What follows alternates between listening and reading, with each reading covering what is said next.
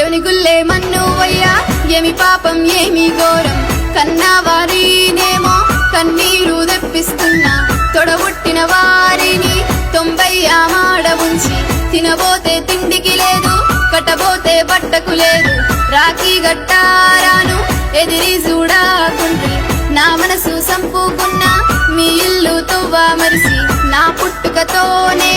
పాపము చేసిన నాయన్న తమ్ముళ్లకు పున్నమి గోలే దేవా రాఖీ గట్టా నాకు భాగ్యము లేదా తండ్రి అన్నదమ్ములకు రాఖీ గట్టనిది